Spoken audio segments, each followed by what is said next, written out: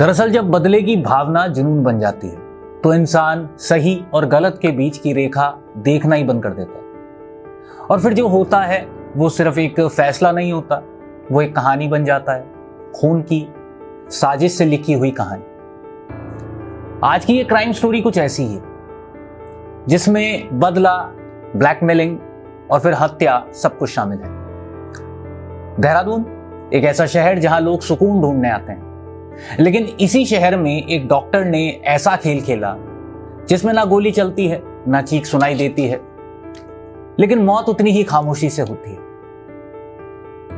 6 जुलाई 2012 की सुबह सहस्त्रधारा रोड के पास नानुरखेड़ा इलाके में एक युवक की लाश मिलती है। सड़क किनारे पड़ा शरीर, हाथ में कैनुला, पास में एक खाली सिरिंज। पहली नजर में मामला साफ लगता था, जैसे किसी ने खुद इंजेक्शन लिया हो और ओवरडोज से मौत हो गई। पुलिस भी शुरुआत में यही मानती है, एक एक्सीडेंटल डेथ या फिर नशे का मामला। लेकिन जब पोस्टमार्टम रिपोर्ट आती है वहां कहानी पहली बार पलटती है। शरीर में ऐसा जहर पाया जाता है जो आम नशे या ड्रग्स का हिस्सा नहीं होता। यानी ये मौत खुद से नहीं हुई थी, किसी ने ये मौत दी थी।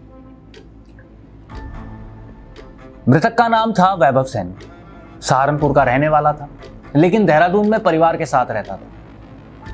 एक ऐसा युवक जिसकी जिंदगी बाहर से बहुत सामान्य दिखती थी, लेकिन अंदर कई परतें छुपी हुई थी।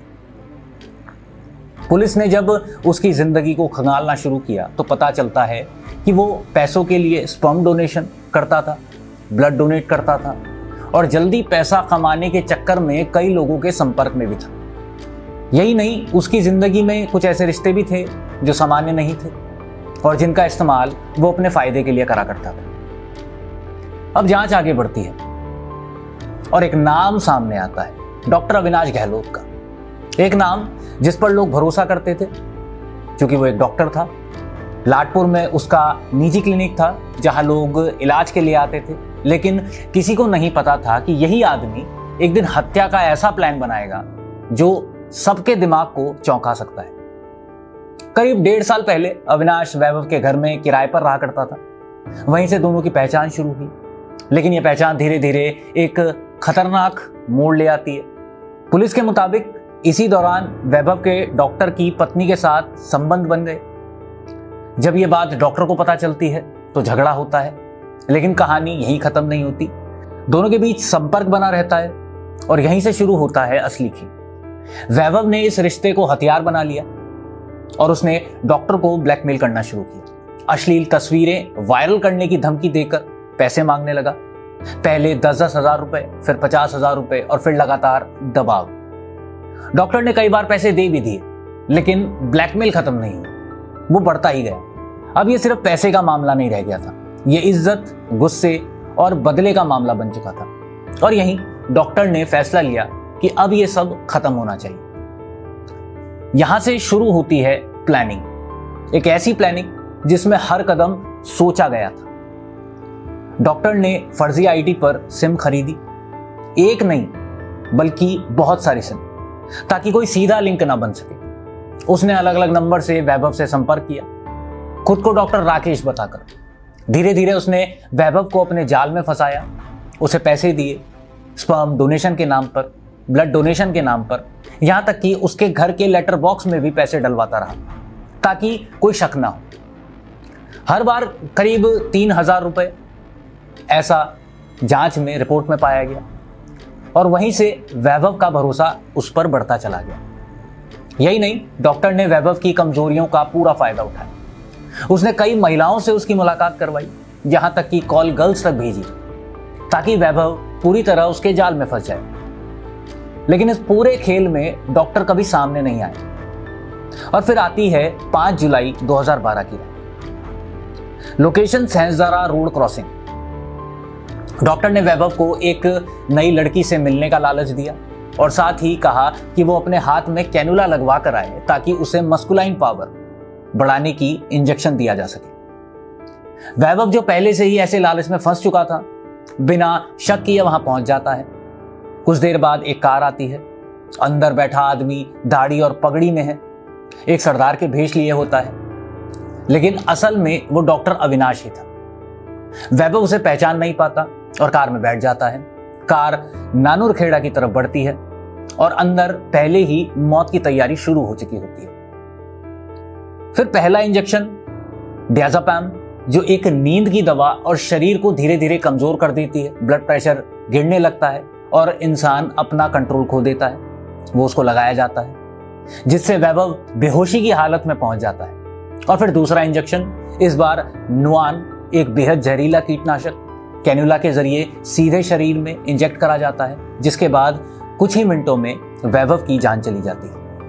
डॉक्टर शरीर को कार से बाहर निकालता है, सड़क के किनारे छोड़ देता है, हाथ में कैन्युला, पास में सिरिंज को प्लांट कर देता है ताकि लगे कि ये ओवरडोज का मामला है, और फिर वो वहां से चला जाता है।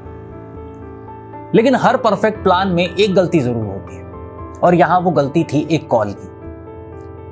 पुलिस ने कॉल डिटेल खंगाली, कई नंबर, कई सिम, लेकिन एक नंबर कॉमन मिला, एक कॉल गर्ल का। पूछताछ होती है और वो कॉल गर्ल बताती है कि एक डॉक्टर उसे पैसे देकर वैभव के पास भेजता था। उस नंबर की जांच होती है और वो जुड़ता है डॉक्टर अविनाश से। पुलिस 10 नंबर लिसनिंग पर लगाती है, 20 दिन तक बातचीत सुनी जाती है और आखिरकार सबूत जुड़ते चले जाते हैं, जिसके बाद डॉक्टर अविनाश की गिरफ्तारी होती है। पूछताछ शुरू होती है और इस बार डॉक्टर ज्यादा देर तक टिक नहीं पाता और वो सब कबूल कर लेता है कि कैसे उसने प्लान बनाया, कैसे फर्जी सिम खरीदे, कैसे भेष बदला, कैसे इंजेक्शन दिया। ये सब कुछ उसने अपने कबूलनामे में बताया। यहां तक कि जिन दुकानों से सिम खरीदे गए थे उन डीलर्स के खिलाफ भी केस दर्ज होता है। कोर्ट में यह सब साबित हुआ कि ये कोई हादसा नहीं था, ये एक सोची समझी हत्या थी, एक डॉक्टर द्वारा अपने ही ज्ञान का इस्तेमाल करके की गई हत्या। लेकिन इस कहानी में एक और परत थी। वैभव के परिवार का कहना था कि सिर्फ एक आदमी जिम्मेदार नहीं हो सकता, इसमें और लोग भी शामिल हो सकते हैं। शक सवाल आज भी पूरी तरह खत्म नहीं होते और शायद यही इस कहानी का सबसे डरावना हिस्सा है। यहाँ कोई गोली नहीं चलती, कोई चीख नहीं गूंजती, कोई खून सड़क पर नहीं बहा, फिर भी एक जान चली जाती है, क्योंकि इस बार हथियार कोई बंदूक या चाकू नहीं था, बल्कि एक डॉक्टर था।